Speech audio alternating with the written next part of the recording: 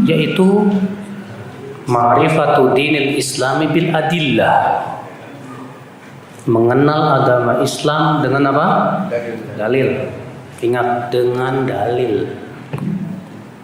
Saudaraku, Islam adalah agama yang Allah ridhoi satu-satunya. Allah telah ridho untuk hamba-hambanya Islam sebagai agama. Allah berfirman, wa raditu lakumul islama dinan. Dan aku ridho untuk kalian Islam sebagai apa? Agama. Allah berfirman, inna dina indallahil Islam. Sesungguhnya agama di sisi Allah hanyalah apa? Islam. Dan Allah mengancam orang yang mencari agama selain Islam tidak akan diterima oleh Allah. Allah berfirman, wa man yabtaghi ghairal islami dina falan yuqbala min wa huwa fil akhirati minal khasirin. Barang siapa yang mencari agama selain Islam, kata Rasulullah, kata Allah dalam surat Al-Imran, maka tidak akan diterima darinya, dan ia di akhirat termasuk orang-orang yang merugi. Semua nabi agamanya Islam. Ya. Allah berfirman kepada Nabi Ibrahim, "Idz qala lahu rabbuhu aslim." Qala aslamtu lirabbil alamin. Ingatlah ketika Rabbnya berfirman kepada Ibrahim, aslim, Islamlah. Qala aslamtu lillahi rabbil alamin. Ya aslamtu lirabbil alamin. Ibrahim berkata, aku Islam kepada Rabbul alamin. Nabi Yusuf berkata, tawaffani muslima wa alhiqni bis salihin. Ya Allah, wafatkan aku dalam keadaan muslim. Tawaffani muslima. Masya Allah. Nabi Yakub ketika hendak meninggal dunia dikumpulkan anak-anaknya. Kemudian ya Nabi Yakub berkata, Allah berfirman dalam surat Al-Baqarah, am kuntum syuhada idh hadara Yaqub al-maut idh qala li banihi ma ta'buduna min ba'di. Di ayat sebelumnya ya Allah Subhanahu wa taala menyebutkan, ya bani innallaha astafa lakumuddin fala tamutunna illa wa antum muslimun. Kata Nabi Yakub kepada anak-anaknya apa? Hai anak-anakku, sesungguhnya Allah telah memilihkan untuk kalian agama, yaitu Islam ini. Maka jangan kalian wafat kecuali dalam keadaan muslim. Berarti Islam itu agama seluruh nabi dan rasul. Akan tetapi syariat nabi berbeda-beda. Nabi Muhammad agamanya sama dengan Nabi Ibrahim, sama dengan Nabi Musa, Nabi Isa, dan para nabi sebelumnya. Hakikatnya yaitu agama Islam. Apa itu Islam? Islam itu dari kata aslama yuslimu islaman. Itu Islam. Apa artinya, Pak? Yaitu al-istislam lillahi bitauhid. Itu menyerahkan diri kita kepada Allah dengan cara mentauhidkan Allah. Wal inqiyadu lahu bitta'ah, dan tunduk serta patuh dengan taat kepada Allah. Wal bara'atu minasyirki wa ahli, berlepas diri dari kesyirikan dan pelakunya. Itu Islam. Jadi Islam itu artinya menyerahkan diri kita kepada Allah dengan sebenar-benar penyerahan, dengan cara mentauhidkan Allah, menjauhi apa? Kesyirikan. Itu Islam. Itu Islam. Jadi Islam, tujuan datangnya Islam itu untuk apa, Pak? Tujuan datangnya Islam supaya manusia semua tunduk dan patuh kepada Allah. Supaya mereka hanya mentauhidkan Allah saja. Supaya mereka beribadah hanya kepada Allah saja. Itulah Islam. Dan itu agama Nabi dan Rasul seluruhnya. Semuanya. Ikhwatul Islam azani Allah wa ya. Jadi ini Islam. Jadi Islam itu apa? Islam itu al-istislam lillahi bit-tauhid, yaitu menyerahkan diri kita kepada Allah dengan cara apa? Mentauhidkannya. Terus tunduk dan patuh dengan menaatinya. Terus berlepas diri dari kesyirikan dan pelakunya. Itu Islam. Ya. Saudaraku, ikhwatul Islam azani Allah wa iyyakum. Wajib kita pahami beberapa poin tentang Islam. Ada beberapa poin yang wajib diimani dan wajib kita pahami. Pertama, bahwa Islam sudah sempurna. Islam sudah apa? Sempurna. Dalilnya firman apa? Firman Allah surat apa? Al-Maidah. Dalilnya firman Allah dalam surat Al-Maidah ayat 3. Al-yawma akmaltu lakum dinakum wa atmamtu alaikum ni'mati wa raditu lakumul Islam madina. Pada hari ini aku telah sempurnakan untukmu agama, dan aku telah sempurnakan nikmatmu atas kalian. Bapak yakin Islam sudah sempurna, Pak? Yakin. Kalau Islam sudah sempurna, konsekuensinya apa? Konsekuensinya apa? Kita tidak perlu lagi bikin-bikin cara beribadah, cara beragama, kecuali yang telah diajarkan oleh Rasulullah sallallahu alaihi wasallam. Makanya Imam Asy-Syaukani berkata apa? Ini ayat dalil untuk membantah bid'ah. Kita katakan kepada orang yang berbuat bid'ah, apakah Islam sudah sempurna tanpa kebid'ahanmu? Jika dia berkata Islam sudah sempurna tanpa kebid'ahanku, ya udah selesai. Ngapain kita disibukkan dengan bid'ahmu? Karena Islam sudah sempurna, nggak butuh lagi kepada yang lain. Jika dia berkata Islam baru sempurna dengan bid'ahku, berarti dia sudah menolak ayat itu. Karena ayat itu sudah menyatakan Islam sempurna di saat Rasulullah masih hidup. Maka dari itu Imam Malik berkata apa? Man ibtada'a fid dini bid'atan faqad za'ama anna Muhammadan khana risalah. Siapa yang membuat satu bid'ah saja dalam agama, sama saja dia menuduh Rasulullah mengkhianati risalah. Kenapa? Karena Allah berfirman, Al-yawma akmaltu lakum dinakum. Berarti Rasulullah sudah menyampaikan semua, tidak Pak? Wajib kita yakini Rasulullah sudah menyampaikan semua. Dengarkan riwayat Tabrani.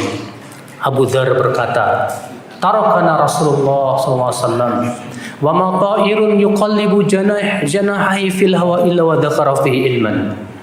Rasulullah meninggalkan kita dalam keadaan tidaklah seekor burung pun yang mengepakkan sayapnya di udara kecuali Rasulullah sudah menyebutkan ilmunya padanya. Wa qala sallallahu alaihi wasallam, Rasulullah bersabda, ma baqiya syai'un yuqarribukum ilal jannah wa yubaidukum minan nar illa wa qad bujina lakum.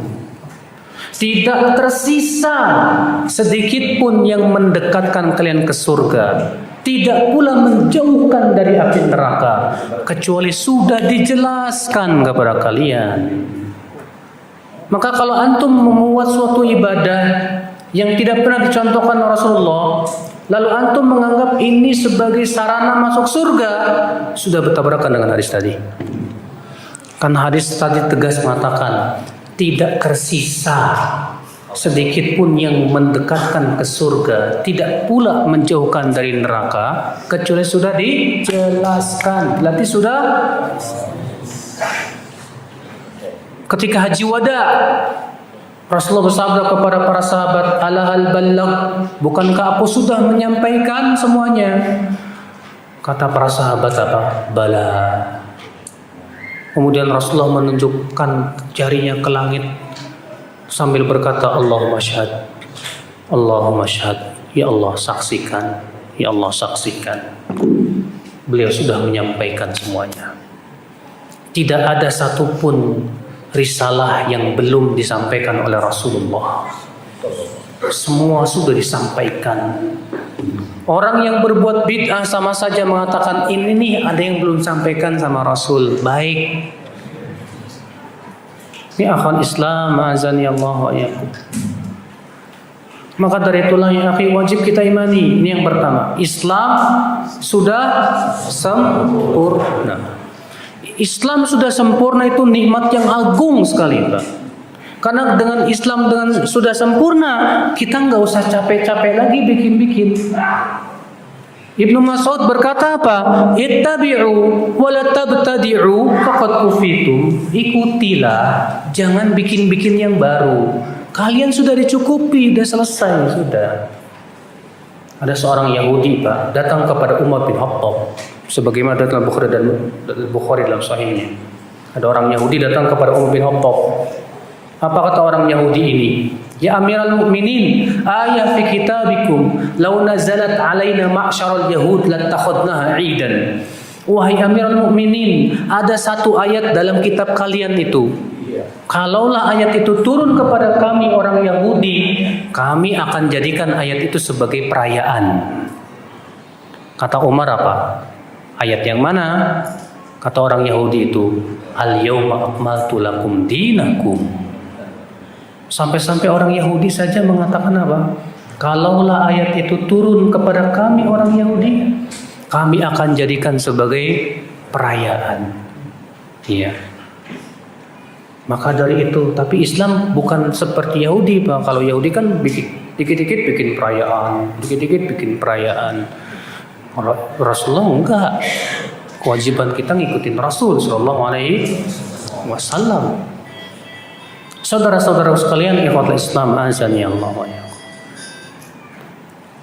Ini yang pertama. Jadi wajib kita yakini Islam agama yang sempurna. Wajib diyakini. Siapa yang mengatakan Islam belum sempurna, berarti dia tidak yakin dengan ayat Allah tadi. Yang kedua, wajib diyakini bahwa Islam itu universal.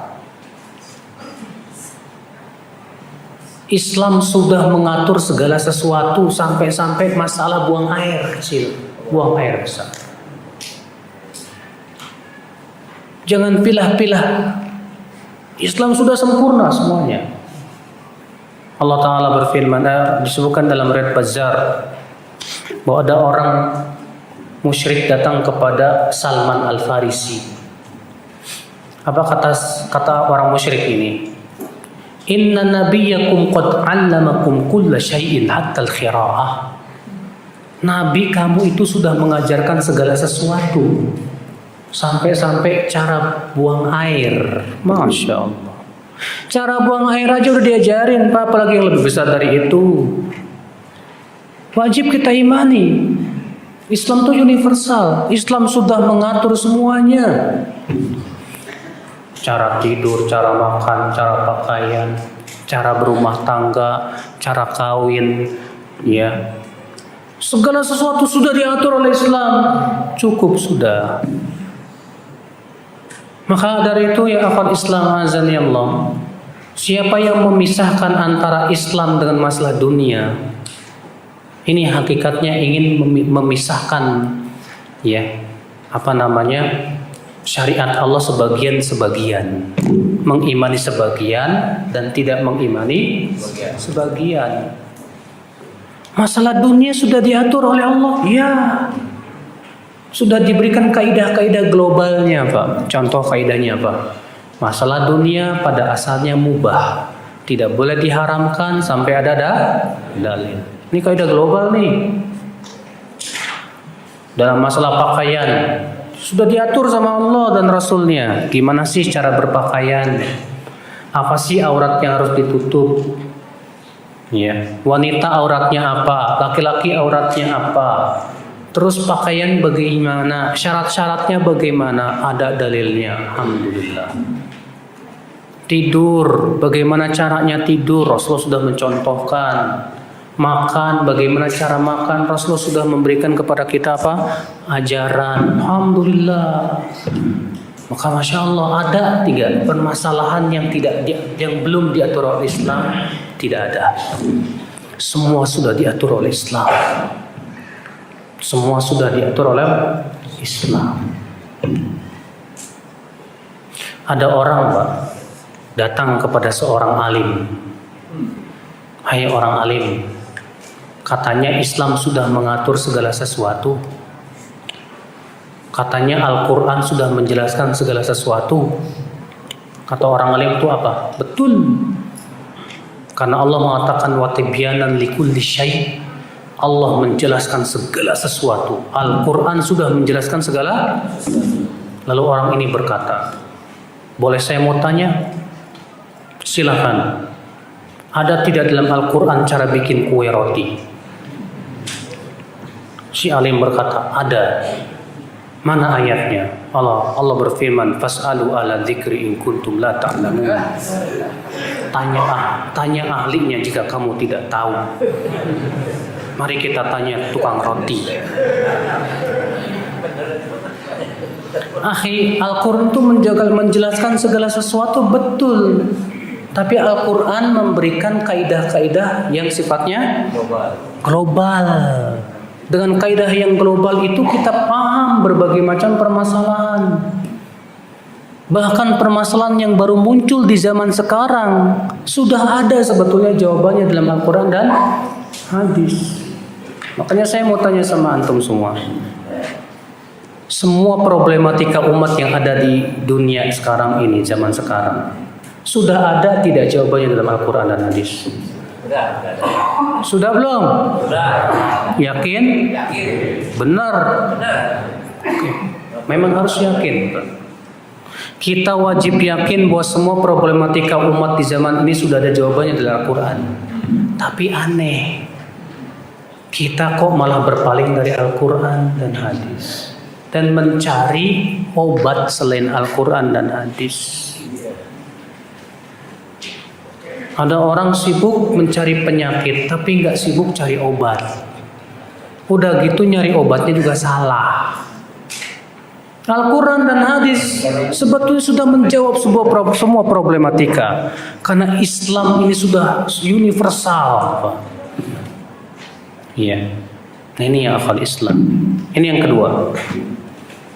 Yang kedua ini konsekuensinya apa? Konsekuensinya kita harus masuk Islam secara kafah. Jangan sampai antum berkata saya masuk Islamnya 50%. Nggak boleh. Jadi masuk Islam harus berapa persen? 100%. Dalilnya Allah berfirman, ya ayyuhalladzina amanu dkhulu fis-silmi kafah wa la tattabi'u khutuwati syaitan. Hai orang-orang yang beriman, masuklah kalian ke dalam Islam secara kafah, keseluruhan, dan jangan kamu ikuti setan. Artinya, kalau kita tidak mengikuti Islam secara kafah, berarti kita pasti ngikutin setan. Nah, Anda pemeluk agama Islam. Oh, saya Muslim. Oke. Muslim berapa persen? Anda harus mengikuti firman Allah. Saya Muslim 100%. Artinya maksudnya apa? Saya siap diatur oleh Islam 100%. Saya siap tunduk kepada aturan Allah 100%. Jangan sebagian. Sebagian orang gitu, Pak. Ya, ngikutin aturan Islam tuh sesuai kepentingan aja. Kalau menguntungkan diikutin, kalau nggak menguntungkan nggak diikutin, nggak bisa kayak gitu. Ya. Ada sebagian orang ngaku, oh saya Muslim, tapi maaf saya nggak mau sholat, saya nggak mau zakat, nggak mau puasa. Kita katakan ini Islam apa ya? Islam KTP, Islam abangan. Anda kalau seorang Muslim, hendaklah kamu menjadi Muslim yang benar-benar Muslim. Ya. Jadi ini konsekuensinya Pak. Kalau kita yakin Islam agama yang universal, berarti kita harus masuk Islam pun secara universal, secara keseluruhan, kafah. Walaupun tentunya Pak, bukan berarti orang yang tidak kafah kita kafirkan, tidak. Itu bukan manhaj Ahlussunnah wal Jamaah. Ya. Karena keyakinan kita Ahlussunnah wal Jamaah, pelaku dosa besar tidak kekal dalam neraka selama ia wafat di atas tauhid. Ya. Namun Islam meminta kita supaya kita masuk Islam secara apa? Kafah dong. Saya kalau masalah jual beli nggak mau ikut ekonomi Islam. Terus saya ikut ekonomi siapa? Ekonomi Barat. Jadi menurut kamu ekonomi Islam ini sudah kurang sempurna ya? Kalau menurut saya misalnya ada orang mereka begini, menurut saya sih ekonomi Islam tuh kayaknya kurang relevan dengan zaman. Waduh, bahaya ini. Ini bisa mengeluarkan pelakunya dari Islam loh Pak. Gak bisa. Ekonomi Islam tuh yang terbaik sudah. Yang paling baik, wajib kita yakini itu. Iya. Kalau saya sih beragama Islam cuma akidah saja sama ibadah. Dah. Kalau masalah gaya hidup, saya kayaknya lebih ridho ngikutin gaya Barat deh. Masya Allah. Jadi gaya hidup Islam tuh sudah tidak relevan dengan zaman. La ilaha illallah. Ini musibah Pak. Ada orang berkata, pembagian ilmu waris ini kok gak adil sih? Masa laki-laki 2 kali lipat wanita? Kan zaman sekarang banyak wanita yang kerja, emansipasi. Masa tetap dapat setengah? Kita katakan yang salah wanitanya, kenapa kerja? Disuruh sama Allah wanita tinggal di mana? Di rumah. Kalau boleh kerja kalau sesuai dengan fitrah wanita, gak masalah. Nah, saudaraku sekalian, ini banyak sekali di zaman sekarang nih Pak, orang-orang yang berusaha untuk meragukan Islam, berusaha sekuat tenaga menghalang-halangi manusia dari Islam yang hakiki. Iya, ini dia saudara-saudaraku sekalian yang khotbah Islam azan ya Allah. Ini yang kedua nih, wajib diimani bahwa Islam itu apa? Agama yang universal. Berarti konsekuensinya apa? Konsekuensinya kita harus masuk Islam secara apa? Kafah.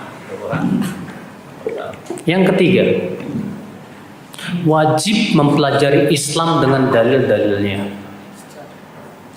Kalau kita ngaku Islam, pelajari dong Islam, tapi dengan dalil. Berarti kita nggak butuh ulama. Butuh ulama Pak. Tapi ulama itu bukan tujuan. Tujuan kita memahami dalil. Ulama itu wasilah memahami dalil, bukan jadi tujuan. Tuh apa bedanya? Menjadikan ulama sebagai wasilah dengan menjadikan ulama sebagai tujuan. Begini, kalau orang yang menjadikan ulama sebagai tujuan, pendapat ulama jadi dalil. Yang kita tidak boleh keluar dari pendapat ulama tersebut. Kalau kita menjadikan pendapat ulama sebagai wasilah, pendapat ulama ini sebagai sarana untuk memahami dalil. Kalau ternyata pendapat ulama ini tidak sesuai dengan dalil, kita tidak terima. Karena kita yakini bahwa ulama manusia yang tak lepas dari kesalahan. Yang maksum hanyalah siapa? Rasulullah SAW. Berarti wajib menuntut agama Islam dengan apa? Dalil. Ingat, dalil, Pak. Dalam Al-Quran Allah mengatakan apa? Di hari kiamat nanti Allah akan berfirman, "Madza ajabatumul mursalin?" Apa yang kalian jawab dari para rasul? Allah tidak mengatakan apa yang kalian jawab dari penulis ini, dari ustadz ini, dari kiai ini. Allah mengatakan apa yang kalian jawab dari para rasul. Ini menunjukkan Pak, kita tidak akan ditanya oleh Allah kenapa menyelisih fulan dan alan. Tapi kita akan ditanya oleh Allah kenapa menyelisih Rasulullah sallallahu alaihi wasallam. Sebutkan dalam hadis ketika mukmin atau mayat ditanya oleh malaikat mungkar dan nakir di kuburannya, Pak. Apa kata malaikat mungkar dan nakir? Man rabbuka? Si mukmin berkata Rabbi Allah. Wa madinuka? Si mukmin berkata Islam. Wa ma hadzal rajul alladzi bu'itsa fik? Dan apa sikap kamu terhadap seorang laki-laki yang diutus pada kamu itu? Si mukmin berkata, "Huwa Muhammad. Huwa Rasulullah." Dia adalah Muhammad, dia adalah utusan Allah. Lalu kemudian si mukmin ini tanya lagi, "Wa ma ilmuka?" Apa ilmumu? Apa kata si mukmin ini? Qara'tu kitab Allah. Wa saddaqtu wa amantu bih. Aku dahulu di dunia membaca kitabullah, aku membenarkannya dan beriman kepadanya. Lalu terdengarlah suara dari langit, kata Rasulullah, an sadaqa abdi, benar hambaku itu. Adapun orang kafir, kata Rasulullah, ketika ditanya, siapa Tuhanmu? Dia akan berkata, la adri, saya enggak tahu. Dalam riwayat Bukhari dengan lafaz begini, la adri, innama sami'tun nas yaquluna syai'an faqultuhu. Aku tidak tahu. Aku di dunia Aku tidak tahu.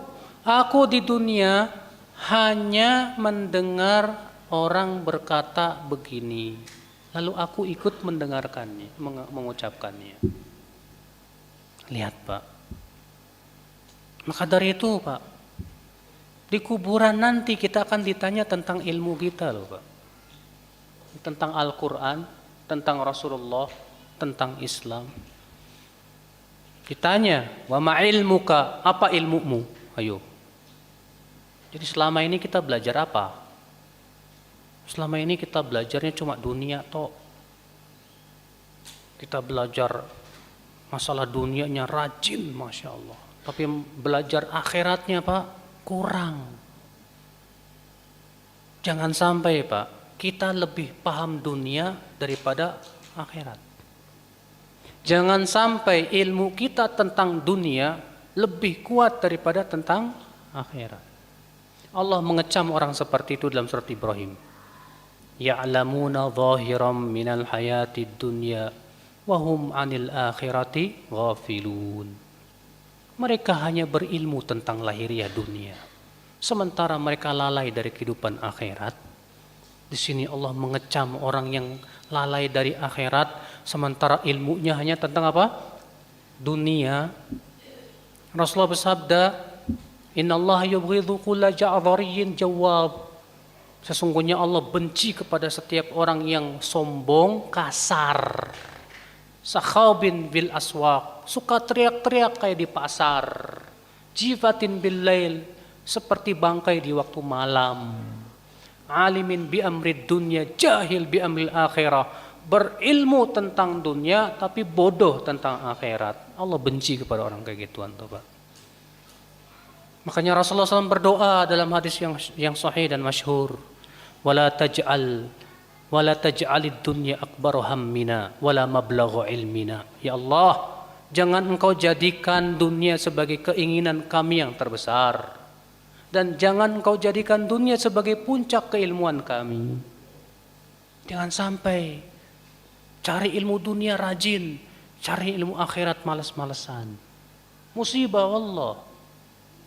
Terkadang kita merasa bangga anak kita bisa sekolah di mana? Di Washington, di London, di Australia, sementara yang satu anaknya pesantren kayak gimana gitu, Pak. Enggak pede. Seakan-akan belajar ilmu agama itu hina. La ilaha illallah. Maka dari itulah ya akhi, wajib setiap kita belajar tentang Islam dengan dalil-dalilnya. Pelajari Al-Quran, pelajari hadis. Lihat kitab-kitab syarah para ulama terhadap kitab tafsir dan kitab syarah hadis. Supaya kita terbimbing hidup kita. Al-Quran Allah turunkan, hadis pun juga ada. Alhamdulillah dipermudah oleh Allah di zaman sekarang.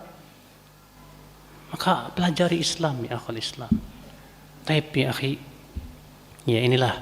Ya jadi kewajiban kita adalah untuk mengenal Islam dengan apa? Dalil-dalilnya. Wabillahi taufik, saya kira cukup dulu sampai di sini.